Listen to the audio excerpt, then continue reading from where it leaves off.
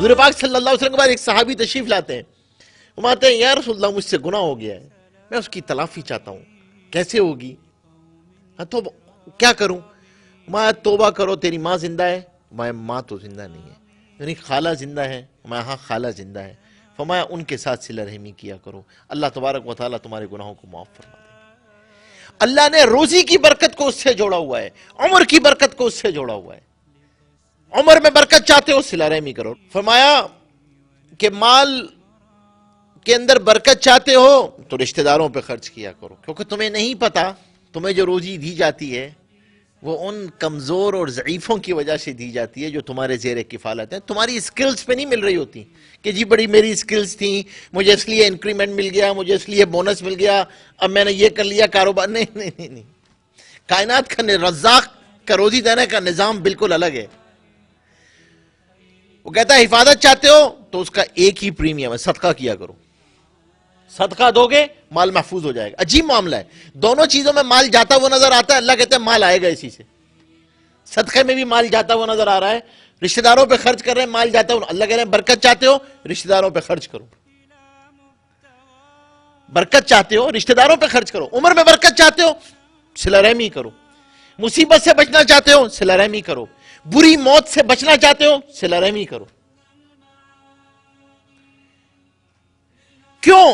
کیونکہ اور اسی طرح گناہ کے اعتبار سے بھی اتنا ہی سخت ہے۔ ہمارے دو گناہ حدیث میں آتا ہے ایسے ہیں، ایک صلہ رحمی اور ایک امیر کی بغاوت، کہ دونوں کی سزا دنیا میں مرنے سے پہلے پہلے مل جاتی ہے۔ آپ نے بسیار مرتبہ دیکھا ہوگا آدمی ماں باپ کی نافرمانی کرے، اللہ مرنے سے پہلے پہلے اس کو آنکھوں کے سامنے دکھا دیتے ہیں۔ موت نہیں آتی ہے جب تک وہ نافرمانی اپنی آنکھوں سے نہیں دیکھ لیتا ہے۔ صلہ رحمی کے باب میں یاد رکھیے گا، ہم سے کہاں شیطان اس باب میں کہاں کہاں سے داخل ہوتا ہے، ہمیں اس سے روکتا کیسے کیسے۔ پہلی چیز ہمارے استاد فرمایا کرتے تھے، پہلی چیز صلہ رحمی کے باب میں فرمایا کرتے تھے کہ بھائی اس حدیث آتی ہے کہ حضور پاک صلی اللہ علیہ وسلم سے پوچھا کیا صلہ رحمی یہ ہے کہ جو میرے ساتھ اچھا کرے میں اس کے ساتھ اچھا کروں؟ فرمایا نہیں، یہ صلہ رحمی نہیں ہے۔ جو تمہارے ساتھ ظلم بھی کرے تم اسے معاف کر دو، جو تمہیں حق نہ دے تم اسے حق دے دو۔ تو ہمارے استاد فرمایا کرتے تھے اس کے اندر کہ بھائی صلہ رحمی کے باب میں سب سے پہلی چیز یاد رکھنا، توقعات کا دروازہ بند کر دینا۔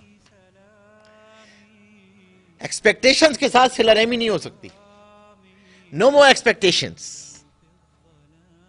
نیکی کر کے دریا میں ڈال دو۔ اور پھر خود ہی فرماتے تھے کہ ہمارا مزاج تو یہ کہ جب تک نیکی کر کے ریڈیو میں نشر نہ کر دیں چین تھوڑی آتا ہے۔ 50 آدمیوں کو ایس ایم ایس کریں گے، ارے گفٹ میں آپ کو گفٹ مل گیا، آپ کم از کم ایس ایم ایس ہی کر دیتے یار، بتا دیتے آپ کو گفٹ مل گیا۔ انہوں نے ہمیں بلایا تھا، ہم نے انہیں کتنی مرتبہ بلایا، وہ کبھی آئے ہمارے، ہم کیوں چلے جائیں؟ وہاں نہیں، توقعات کا دروازہ بند کر دو، نو مور ایکسپیکٹیشنز، پہلی چیز۔ دوسری، اس باب کے اندر جو سب سے اہم چیز ہے، ہم اس بات کا خیال رکھیں کہ لوگوں کے عیبوں کو تلاش نہ کریں، لوگوں کے عیبوں کو تلاش نہ کریں، اور عیب سے بھی پہلے اس باب میں جو شیطان داخل ہوتا ہے یاد رکھیے گا۔ اللہ اکبر، کیونکہ یہ جس دن اس کی ایک اینٹ ہلتی ہے اس صلہ رحمی کی دیوار کی، یہ معاشرے کی وہ اینٹ ہے جو سرکتی ہے نا تو پورا معاشرہ سرکتا ہے۔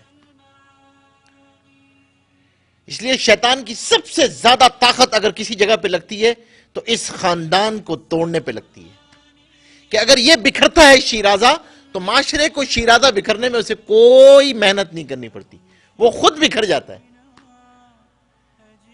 سب سے زیادہ طاقت، دوسرا راستہ جہاں سے وہ داخل ہوتا ہے، پہلی توقعات پیدا کرتا ہے، ایکسپیکٹیشنز۔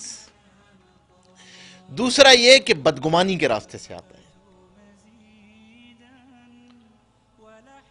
Non verbal communication.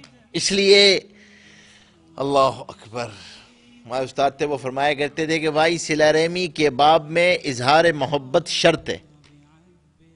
یہاں چیزیں خاموشی سے نہیں ہوتی ہیں. صلہ رحمی کے باب میں ورنہ شیطان داخل ہو جاتا ہے.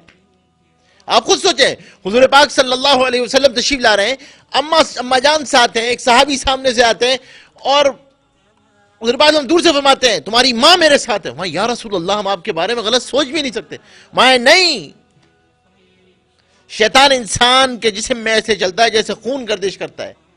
اگر نبی کے بارے میں کوئی خیال آ جاتا تمہارا تو ایمان ضائع ہو جاتا.